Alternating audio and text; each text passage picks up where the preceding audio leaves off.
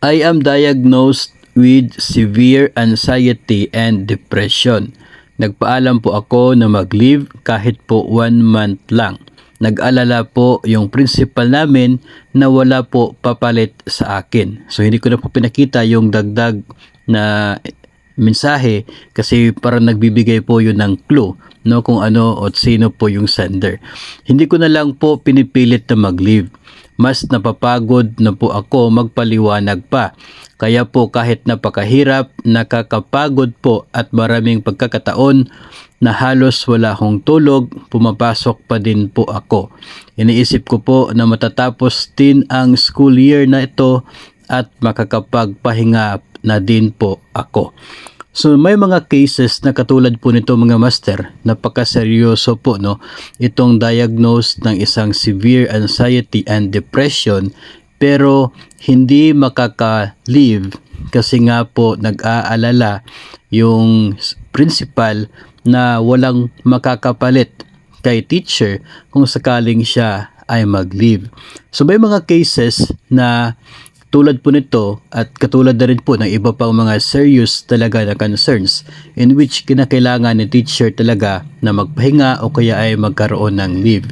Sa case na ito mga master ay pwede naman po na lumapit, no, sa inyo pong health and nutrition na opisina sa inyo pong division. Meron po kayo medical officer dyan na siya pong pwede makapagbigay sa inyo ng mga medical na opinion o kaya ay pwedeng makapag-suggest o kaya makapag-recommend sa inyong case para kayo ay sana mapagbigyan, no, ng leave of absence mula po sa inyong trabaho dulot sa seryoso na issue ng inyong health, no. So pwede po kayong magpatulong sa inyo pong health and nutrition, particular sa inyo pong medical officer para hopefully ay mai-refer po yun sa inyo pong SDS o kaya ay sa proper authority nang sa ganun ay mabigyan ng solusyon, no. Pwedeng other options as to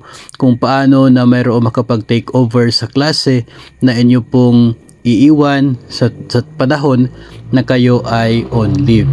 Huwag po ninyong hayaan na lang o kaya ay tiisin na lang at hintayin na lang matapos yung school year kasi mas lalo pong nagiging mas mahirap o kaya ay mas posible po na lumala yung sitwasyon kung ito po ay inyong pababayaan.